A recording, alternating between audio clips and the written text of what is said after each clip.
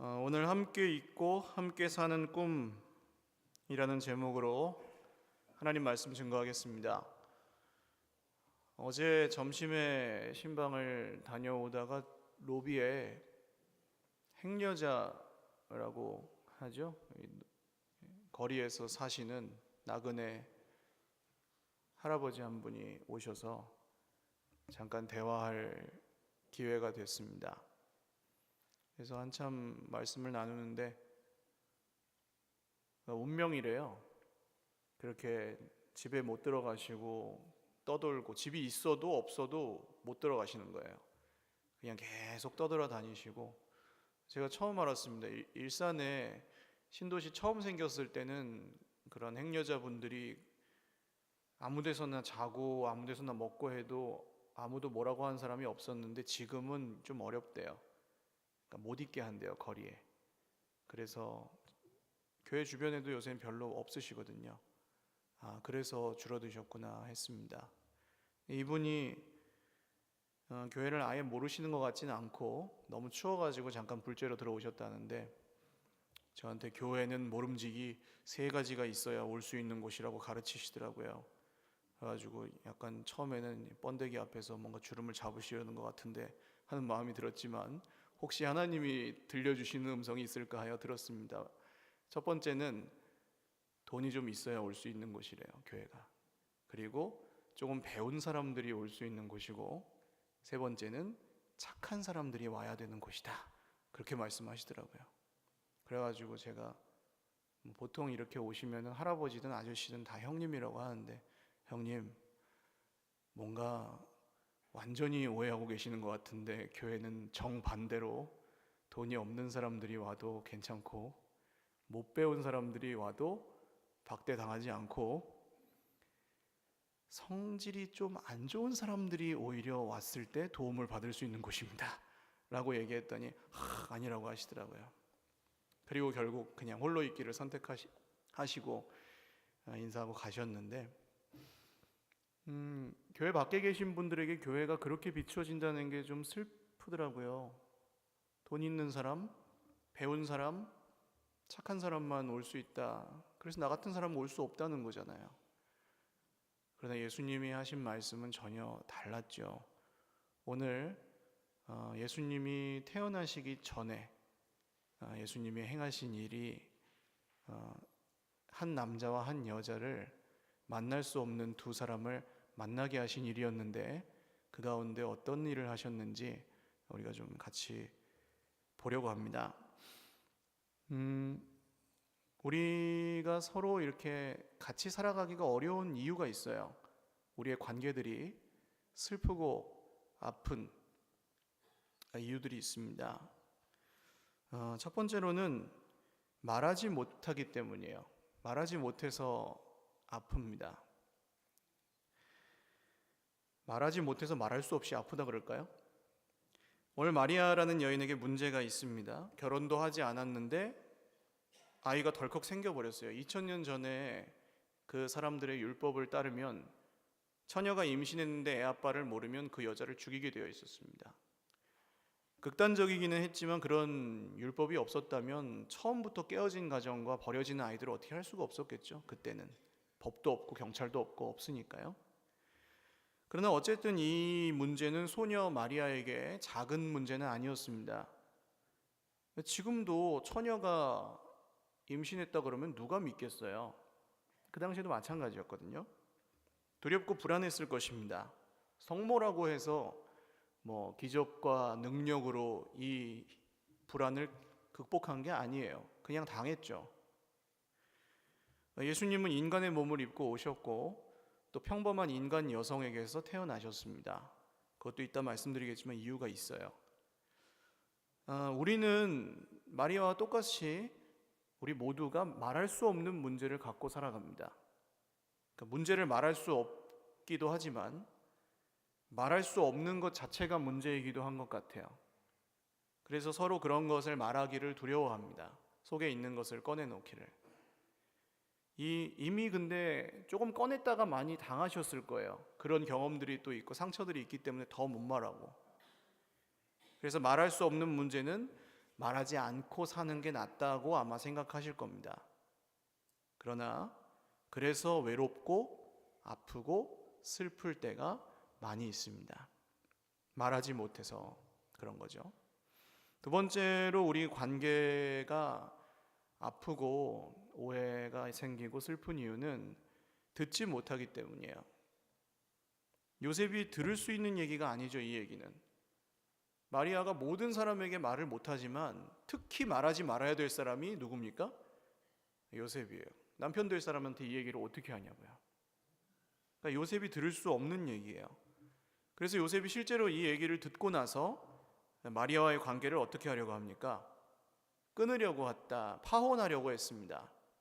물론 이걸로 마리아를 공격하지 않은 것만으로도 그 당시로서는 찾아보기 어려운 의로운 행동인데요. 그러나 결혼하려고 했던 관계를 끊어버려야 되겠다고 생각할 만큼 이 문제는 요셉이 소화할 수 없는 문제였다는 거죠. 도저히 들을 수 없는, 들어줄 수 없는 이야기였습니다. 다른 사람이 아주 가까운 사람이라 할지라도 힘든 얘기, 그러니까 그냥 뭐 요새 너무 피곤해 이런 거 말고 진짜 어떻게 손을 댈 수 없는 문제, 그런 걸 얘기하면은 어떠세요? 한두 번이야 들을 수 있지만 뭐 그런 문제는 보통 금방 좋아지지도 않기 때문에 늘 그렇게 말씀하시잖아요, 보통. 그럼 그 얘기를 들을 때 어떻습니까? 괜찮다가도 그 얘기를 들으면 어떻게 돼요? 괜히 심란해지고 내가 뭘 어떻게 해줄 수도 없고 그럴 때 이런 걸 느끼실 겁니다. 우리는 말하지도 못하지만 사실 잘 듣지도 못해요. 그래서 힘들어서.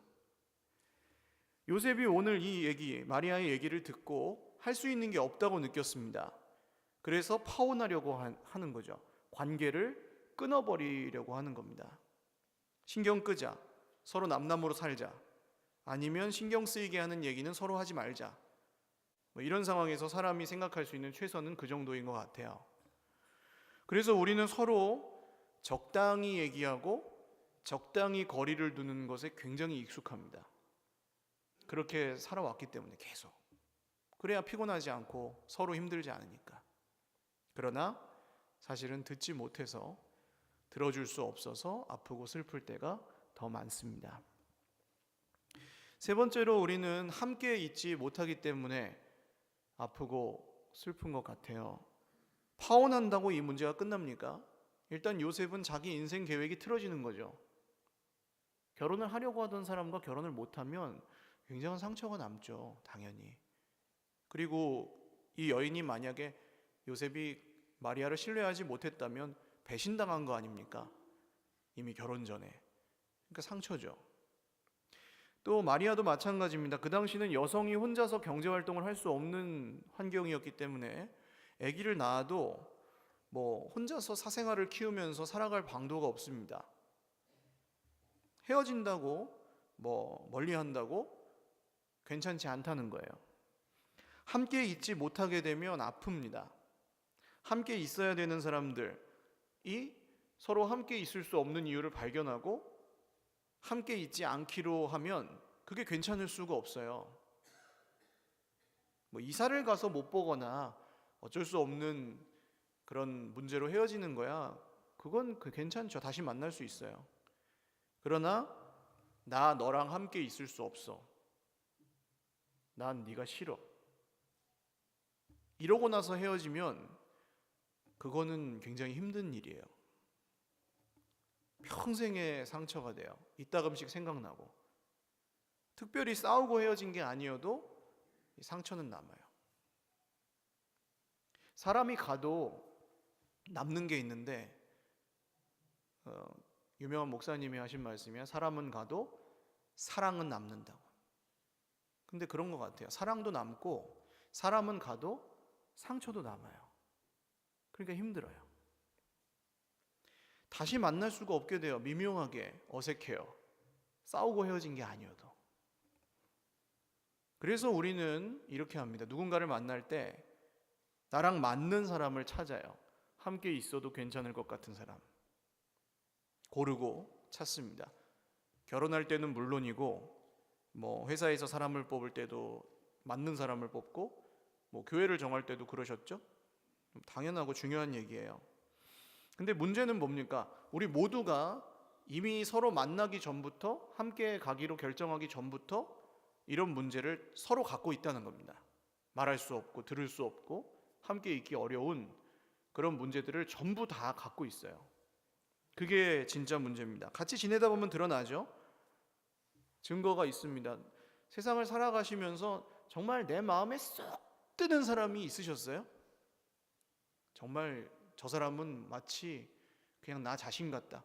아니, 나랑 비슷한 사람 만나면 더 싸우지 않아요? 거울 보듯이 힘들어지고.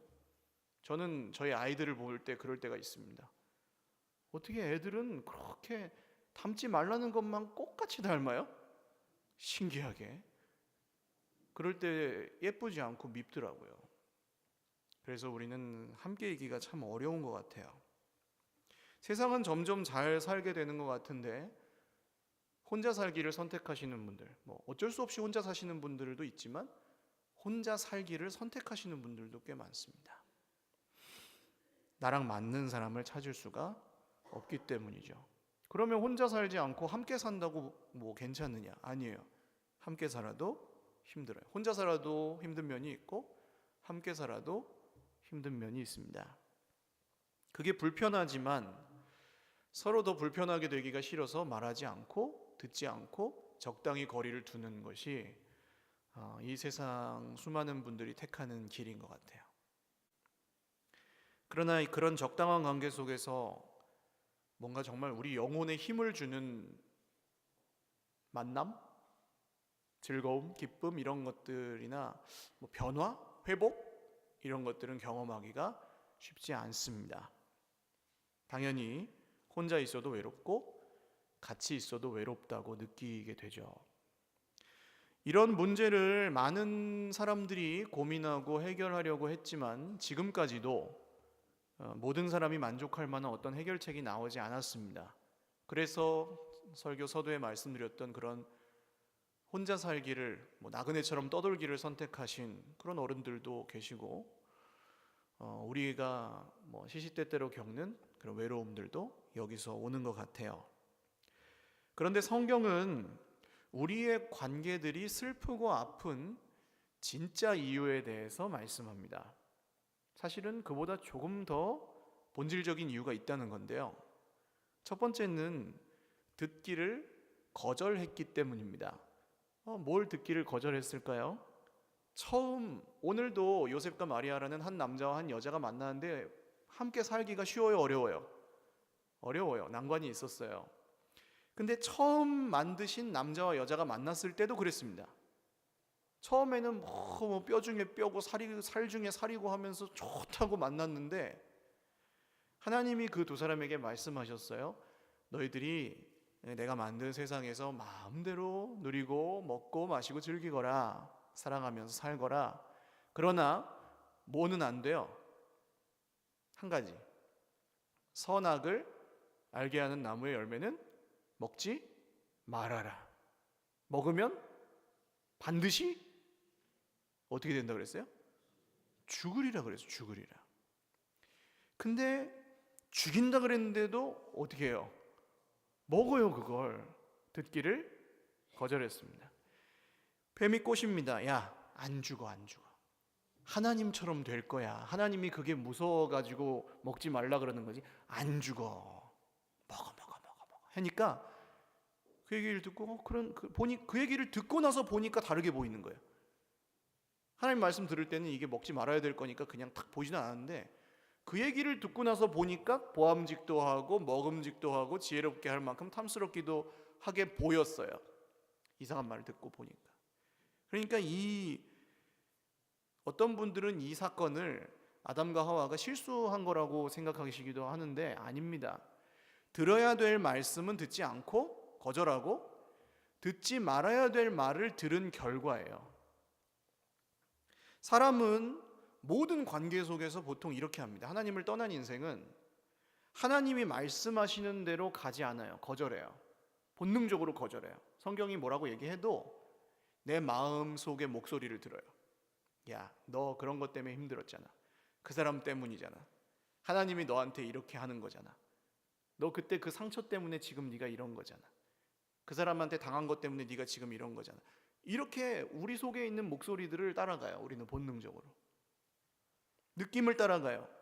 사실보다 느낌이 더 중요해요. 기분 나쁘면 그렇게 보여요. 저 사람이 나를 싫어한다는, 실제로 싫어하는 거랑 상관없이 그런 기색이 느껴지면 그 다음부터는 모든 행동과 말이 그렇게 보이기도 해요. 느낌을 따라가는 거죠. 말씀이 인도하는 대로 가지 않고 눈에 보이는 상황과 형편을 따라가요.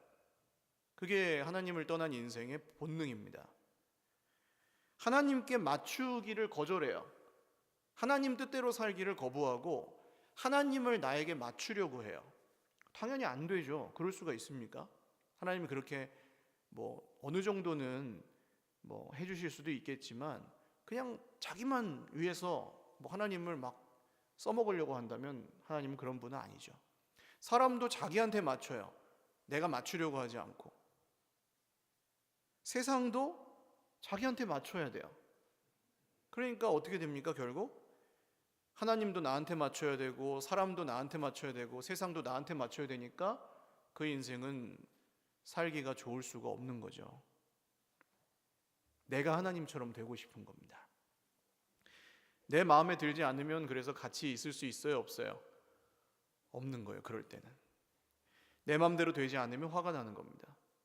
나에게 맞춰주지 않으면 미운 거예요. 그래서 어떻게 하냐면 하나님의 뜻대로 말하기를 거절하게 됩니다. 그럼 말이 달라져요. 그때부터. 이게 두 번째 이유인데요. 그럴 때 우리 입에서 나오는 얘기를 이렇게 잘 관찰해 보시면 보통 원망, 불평, 뭔가 탓하는 얘기, 핑계, 변명, 나는 잘못 없다, 이런 종류의 얘기들이 많이 나옵니다. 하루 종일 원망하고 불평하고 있을 때도 있어요. 힘들어서 그래요. 그리고 힘든 이유를 막 찾아요. 계속. 저 사람 때문이야. 그 문제 때문이야. 아니야, 내가 태어난 게 문제야. 하나님이 나를 태어나게 하셨다고? 그럼 하나님이 문제네. 이렇게 갑니다. 에덴 동산에서 선악과를 먹은 아담과 하와에게 하나님은 죽이시지 않죠. 그냥 말씀하십니다. 계속. 이걸 신실하다고 표현하죠. 하나님은 말씀하세요. 계속. 아담아, 왜 먹었니? 그러면은 그냥 우리가 지금 보기에, 예수님 믿는 우리가 보기에는 상식적으로 뭐라고 해야 됩니까? 하나님, 잘못했어요. 그러면 되잖아요. 미안해요. 이거 생각날 때마다 해야 되니까 한번 연습해 볼까요? 미안해요. 시작. 네, 미안해요라는 말 우리 잘 못해요. 미안해요. 내가 미안할 게 뭐 있어? 내가 잘못한 게 뭐 있어? 이런 얘기는 잘하고요. 미안해요라는 말을 잘 못해요. 서로에게도 못하고 하나님께도 잘 못해요. 그래서 아담이 뭐라고 합니까? 하나님이 내게 함께 있게 하신 여자. 나는 싫었는데 이런 식이죠. 하나님이 나한테 주신 여자.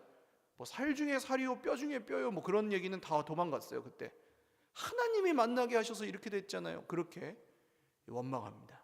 여자가 꼬셨다. 그러면은 여자야, 너는 왜 먹었니? 뱀이 꼬셨어요. 뱀은 누가 만들었어요? 뱀도 하나님이 만들었잖아요. 그러니까 그것도 하나님 책임이고 하나님이 가해자가 되었습니다. 전부 내 느낌과 내 눈에 보이는 걸 따라서 생각하고 판단하기 시작했어요. 하나님보다 내가 더 옳게 되었습니다. 자, 생각해 보세요. 하나님이 잘못했고 내가 잘했으면 거기서 누가 하나님이에요? 다시요. 하나님이 잘못하셨고 내가 옳아요. 그러면 거기서 누가 하나님이냐고요? 네, 내가 하나님인 거예요. 성경은 그것을 죄라고 부릅니다. 내가 하나님보다 옳고 내가 하나님이 되려고 하는 것이 죄예요. 결국 하나님과 함께 있을 수가 없게 되었습니다. 그러니까 이게 세 번째 이유예요. 함께 있기를 인간이 거절한 겁니다. 하나님이 쫓아내신 게 아니에요. 거짓말을 하기 시작합니다. 내 잘못이 없고 하나님 잘못이다라고 주장하기 위해서 아담과 하와가 낳았던 가인이라는 아들은 동생을 죽이고 나서 하나님한테 감춰요. 내가 언제 그랬습니까? 그래요. 이런 일이 사실 오늘날에도 많은 관계 속에서 일어나는데요. 한 가정에서 예를 들어서 만약에 부부가 서로 둘 다 하나님이 되어서 서로를 다스리려고 한다면 어떤 일이 일어날까요? 그 부부는 절대로 함께 살 수가 없습니다. 싸우든지 거리를 두든지 아니면 포기하든지. 그러니까 함께 살아도 외로워요. 함께 있어도 함께 있는 게 아니게 되죠. 그럴 때는 하나님이 둘일 수 없기 때문이에요. 교회에서 어떤 사람이 하는 말이 하나님 말씀보다 더 힘이 있게 되면 어떤 문제가 생길까요? 반드시 하나님이 원하시는 대로 말하지 않고 내가 원하는 말을 하게 됩니다. 공동체가. 그리고 하나님 말씀이 들리지 않게 돼요. 이게 무서운 거죠. 스스로 하나님이 되려고 할 때 우리는 함께 있을 수 없게 된다는 겁니다. 하나님과도 함께 있을 수 없게 되고 서로 함께 있을 수도 없게 된다는 거예요. 이게 죄입니다. 결국 스스로 하나님이 되고 싶어하는 죄가 우리가 함께 있을 수 없게 만드는 진짜 문제라는 거죠. 그런데 그런 우리를 향해서 하나님은 무엇을 하셨는가? 그게 오늘 말씀의 결론이에요. 21절을 오늘 보시면 아들을 낳으리니 이름을 예수라 하라. 이는 그가 자기 백성을 그들의 뭐에서 구원해요? 죄에서 구원할 자이심이라 하니라. 예수님이 아직 안 태어나셨어요. 뱃속에 지금 그냥 수정란 태아 한 1.5cm 되셨을지 모르겠어요. 그런 상황인데도 예수님을 통해서 오늘 뭔가 하시는 게 있어요. 그게 세 번째로 드릴 이야기 결론입니다. 하나님이 하나님의 꿈을 이루시는 방법. 하나님은 하나님께 듣기를 거절하고 하나님 뜻대로 말하기도 거절하고 하나님과 함께 있기도 거절하는 우리를 향해서 여전히 그래도 꿈을 꾸셨는데 그 꿈을 이루시는 방법이 오늘 이 아주 평범한 그리고 문제를 갖고 있는 요셉과 마리아라는 두 사람을 통해서 우리에게 보여주시고 계시는데요. 첫 번째로 하나님이 하신 일은 말할 수 있게 도와주셨습니다. 아까 말씀드렸죠. 마리아가 이 얘기를 누구에게도 할 수가 없는데 정말 하지 말아야 될 사람이 한 명 있다면 그게 누구라고요? 요셉이에요. 남편한테는 하면 안 돼요. 남편 될 사람한테. 근데 마리아의 꿈에 하나님의 천사가 나타나서 마리아야 두려워하지 말아라. 마태복음에는 안 나오지만 다른 성경에 나오죠. 마리아야 두려워하지 말아라. 이 일은 하나님의 뜻대로 된 거야. 그랬더니 마리아가 어떻게 합니까? 제가 무섭지만 주님의 말씀이 저에게 이루어지기를 원해요. 그렇게 고백하거든요. 그리고 나서 말해요. 요셉한테. 말할 수 없는 얘기를 말할 수 없는 관계 속에서 말하기 시작할 때 거기서 하나님이 하시는 일이 시작됩니다. 여러분, 교회 안에서 모든 사람과 그럴 수는 없지만 내 속에 말할 수 없어서 말할 수 없이 힘든 그것을 누군가한테 말하기 시작하시기를 주님의 이름으로 축원합니다. 쉽지 않아요. 쉽지 않은데 말하기 시작하면 변하기 시작해요. 성령께서 하시는 일이 그겁니다. 말할 수 없는 그거를 말할 수 없는 사람들에게 말을 하게 하시는 거예요. 두 번째로 하나님께서 하신 일은 들을 수 있게 하셨습니다. 오늘 요셉이 그 얘기를 듣고 나서 끊어버려야 되겠다 했는데 꿈에 하나님이 나타나시죠. 천사가. 그래서 뭐라고 합니까? 요셉아 두려워하지 말아라. 똑같아요. 마리아에게 하셨던 말씀이나 요셉에게 하셨던 말씀이나 똑같아요. 두려워하지 말아라. 뭘 두려워하지 말아요? 말하기를 두려워하지 말고 듣기를 두려워하지 말아라. 그 사람에게 가까이 가기를 두려워하지 말아라. 그 사람과 함께 있기를 두려워하지 말아라. 할렐루야. 우리는 왜 두려워합니까? 저 사람이 나랑 안 맞을까 봐. 저 사람이 나를 안 받아줄까 봐. 저 사람하고 나하고 안 맞을까 봐. 같이 가다가 실망하고 포기할까 봐. 그런 거 이미 많이 겪었으니까. 그렇게 상처투성이어서 서로 거리를 두고 같이 못 있는 우리를 향해서 성령이, 하나님께서 하시는 일이 뭐라고요? 말할 수 있게 도와주시고 들을 수 있게 도와주신다는 거예요. 할렐루야. 우리는 원하지 않습니까? 누군가 내 마음을 그렇게 알아주기를, 누군가 내 말을 그렇게 들어주기를. 하나님의 꿈도 그거라고요. 하나님이 사실은 이게 하나님의 꿈이었습니다. 이게 세 번째로 드릴 말씀인데, 우리와 함께 하시기를 원하셨어요. 하나님은. 여러분, 하나님의 소원이 뭐라고요? 우리와 함께 계시고 싶어 하셨다고요. 별로 안 놀라우신가요? 하나님인데요. 하나님이 우리랑 함께 있고 싶으시다고요. 그게 하나님의 꿈이래요. 이게 별로 놀랍지 않으신가요? 좀 자신 있으신가 봐요. 내가 뭔데? 여러분, 대통령 비서실에서 내일 아침에 전화가 온다고 생각해 보세요. 청와대에서. 아무개 씨 되십니까? 그런데요, 여기 청와대 비서실인데 대통령께서 당신을 만나고 싶어 하십니다. 예, 끊어요. 나한테 전화 올 리가 없잖아요. 나 같은 사람 만나고 싶어 할 리가 없잖아요, 대통령이. 근데 또 전화가 와요. 청와대인데요, 대통령이 만나고 싶어 하십니다. 어떻게 하시겠어요? 너무 부담스러워서 못 만나겠어요. 그러실 수도 있고, 아니면 만나신다면 왜 저분이 나를 만나고 싶어 할까 궁금하시지 않으시겠어요? 근데 하나님이라고요. 하나님이. 왜 예수님이 처녀에게 잉태되셔서 태어나셨을까요? 왜 평범한 인간의 모습으로 오셔서 평범한 인간으로 태어나셔야 됐을까요? 좀 뭔가 다른 모습으로 오실 수도 있었는데,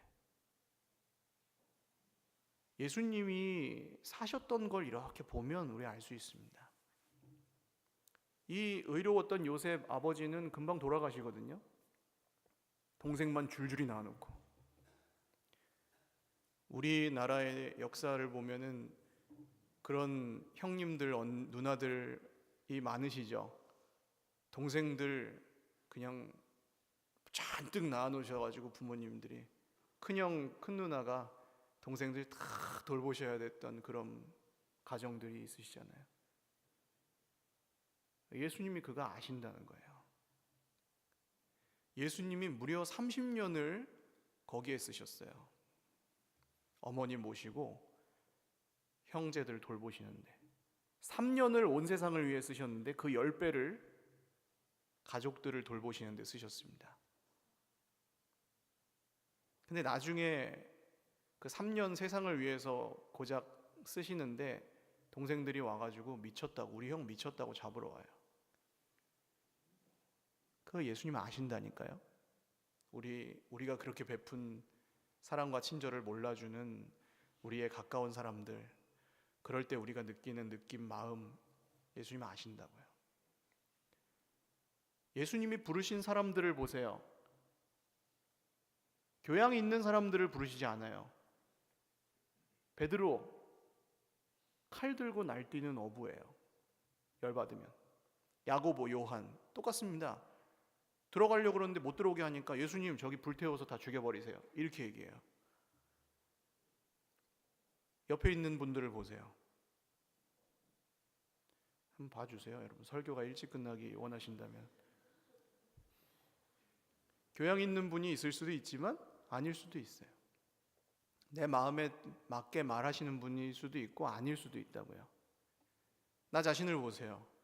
여기 이 자리에 어울리는 사람이라고 생각하실 수도 있고 아닐 수도 있어요. 근데 아니라고 생각하시는 분들이 상대적으로 더 많을 겁니다. 예수님은 그런 사람들을 부르세요. 귀족, 가진 사람들, 배운 사람들 부르시지 않았습니다. 의지할 게 없는 사람들, 실패하고 실망하고 깨어져 본 사람들, 무시당해 본 사람들, 배신당해 본 사람들, 그런 평범한 사람들을 부르셨어요. 그리고 함께 있게 하셨다. 마가복음 그렇게 나옵니다. 예수님이 제자들을 부르사 함께 있게 하시고, 예수님이 제일 먼저 하신 게 뭐라고요? 함께 있게 하셨다고요. 그게 예수님의 꿈이었어요. 제가 어제 만났던 그 행여자 형님은 교회에는 좀 써먹을 만한 사람이 와야지 라고 하셨어요. 여러분 그렇습니까? 교회에 써먹을 만한 사람이 오는 겁니까? 누가 써먹는데요? 하나님이 우리를 써먹으려고 부르셨습니까? 아니라는 거예요. 하나님은 우리와 함께 있기를 원하셨어요. 할렐루야. 그리고 보내사 전도도 하며, 이거는 그냥 결과고 함께 있는 게 주님의 목적 그 자체였어요. 그래서 임마누엘, 무슨 뜻이라고요? 하나님이 우리와 함께 계신다. 하나님이 나와 함께 계신다? 아니, 하나님이 우리와 함께 계신다요.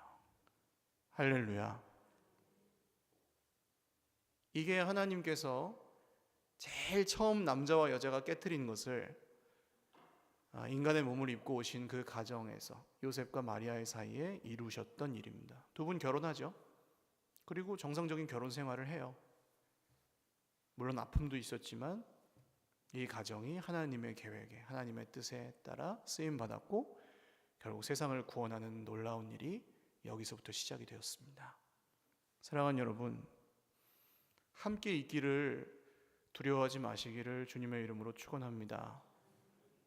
말하기를 두려워하지 마시기를 주님의 이름으로 축원드립니다.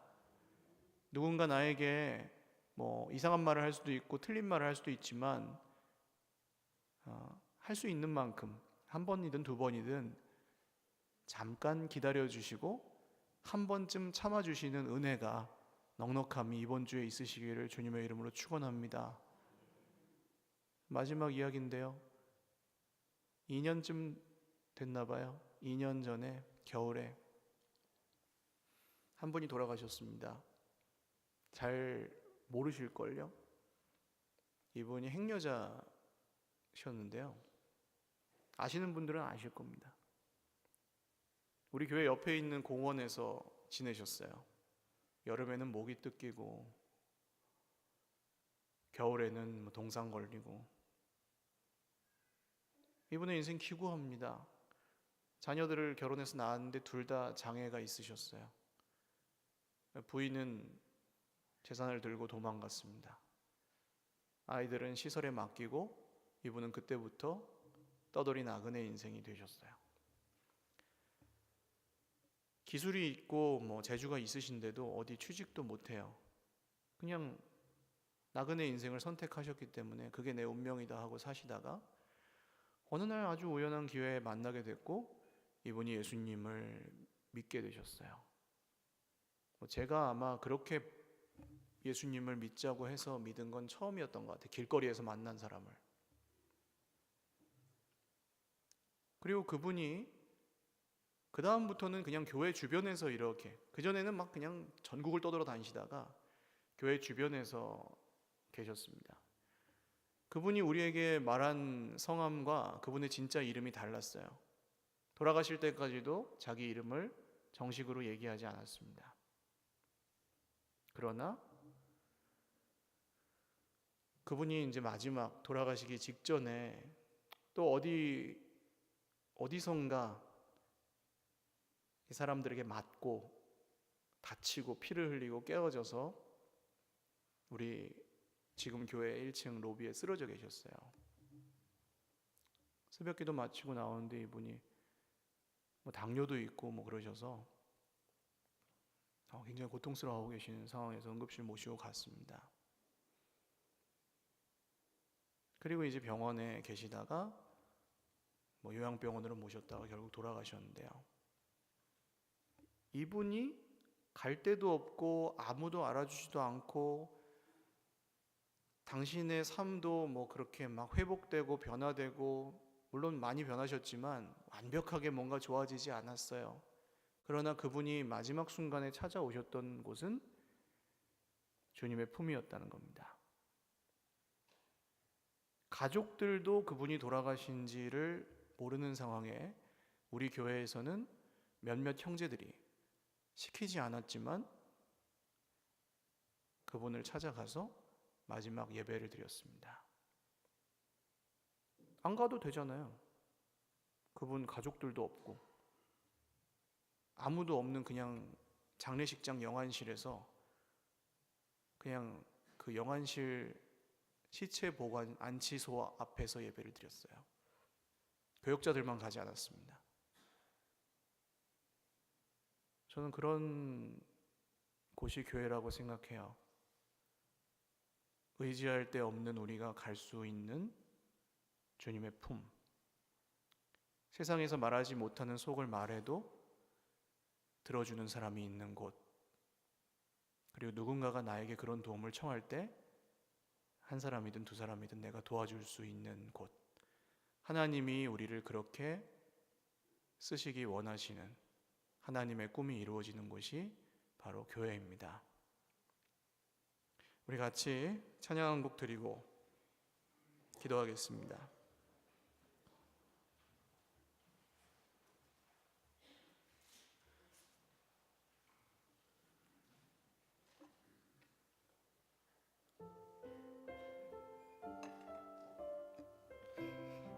주 안에 우린 하나,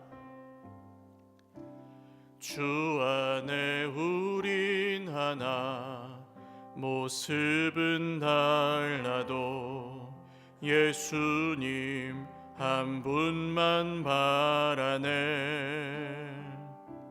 사랑과 선행으로 서로를 격려해 따스함으로 보듬어가리.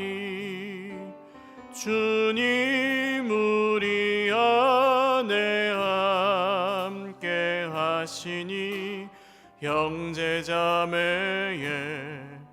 기쁨과 슬픔 느끼네.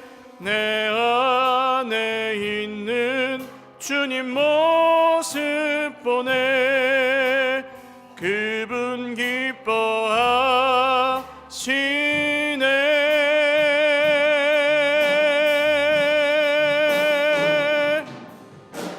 주님 우릴 통해 계획하신 일, 부족한 입술로 찬양하게 하신 일, 주님 우릴 통해 계획하신 일, 너를 통해 하실 일 기대해. 기도드리겠습니다. 여러분, 수많은 관계 속에서 상처받으셨습니까? 슬프고 아프셨습니까? 가장 가까운 사람들에게 당해보셨습니까? 외로이 눈물 흘려 보셨습니까? 그 슬픔을 아는 사람들은 이 하나님의 꿈에 찬성할 수밖에 없습니다. 세상에는 도저히 내가 있을 자리가 없는 것 같아서 살아야 되나 말아야 되나 하는 그런 우리에게 하나님의 아들이 오셔서 살 수 있게 해주셨다는 이 얘기는 진짜 복음일 수밖에 없어요. 하나님, 우리가 지금까지 모든 관계 속에서 겪었던 오해와 상처와 아픔들과 슬픔들과 눈물들이 오늘 이 말씀을 따라 회복되게 하여 주시옵소서. 먼저 우리의 삶을, 우리의 마음을 주님 앞에 내어놓으며 기도하겠습니다. 하나님 아버지, 말로 받은 상처가 있습니다.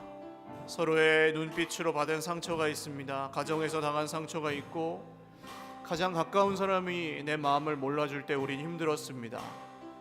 우리의 아픔을 아시는 주님, 우리와 함께 있기를 소원하셨던 주님, 이런 우리를 받아주셨던 주님, 이런 우리를 들어주셨던 주님, 이런 우리에게 여전히 말씀하시는 주님, 주님의 은혜 가운데 우리의 모든 상처와 아픔들이, 눈물들이, 슬픔들이, 아픔들이 치유되도록 주님 오늘 말씀 가운데 역사하여 주시옵소서. 우리 한 번 더 기도하겠습니다. 하나님의 꿈이 정말 우리와 함께 있고 싶어 하시는 거라면 우리가 그걸로 만족할 수 있지 않겠습니까? 하나님이 뭘 주는 게 우리의 목적이 아니고 하나님이 자기 자신을 주셨다는데 그건 됐고 다른 무언가 내놓으라고 우리가 이야기할 수 없다는 거죠.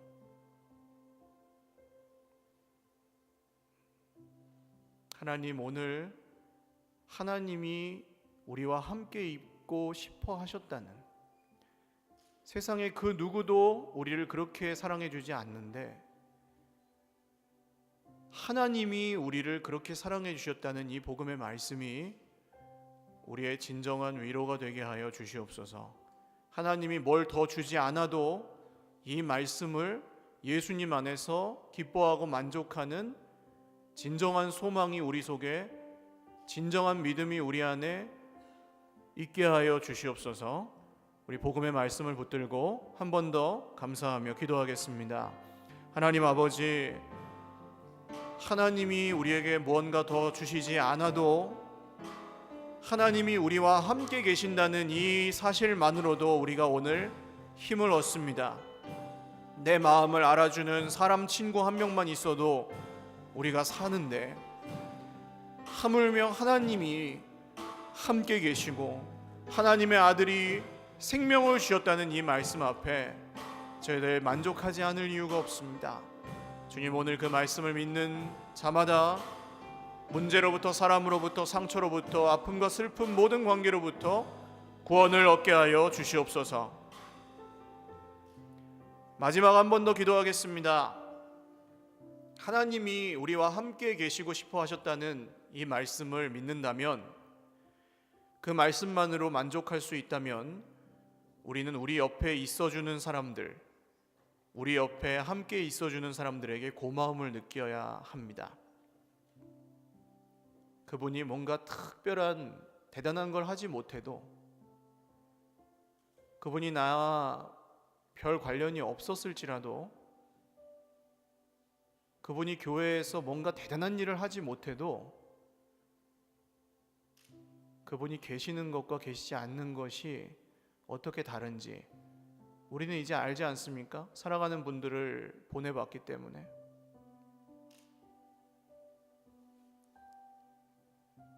옆에 계신 분들과 한번 손을 잡고 마지막 기도하겠습니다. 하나님, 내 옆에 손을 내밀면 손을 잡아줄 수 있는 형제 자매들이 있습니다. 혼자 살아도 힘들고 같이 살아도 힘든 세상, 내 옆에 있는 주님이 주신 형제, 주님이 피로 값주고 사신 내 형제와 내 자매를 주셨으니 그가 손을 내밀 때 내가 잡게 하시고 내가 손을 내밀 때 잡아주는 형제에게 고마워하게 하여 주옵소서. 마지막으로 내 옆에 있는 형제들과 교회를 위해서 기도하겠습니다. 하나님 아버지, 세상에 우리가 손을 내밀 때 잡아주는 사람이 없고 도와주는 사람이 없을지라도 오늘 내 옆에 형제 자매들을 주셨습니다. 혼자 살아도 힘든 세상, 함께 살기도 힘든 세상에서 우리가 몇 년 동안 이렇게 함께 있게 하셨습니다. 우리가 서로를 사랑하는 데 많이 서툴지만 하나님의 아들이 우리에게 하신 일을 봅니다. 그리고 우리에게 주신 것들을 봅니다.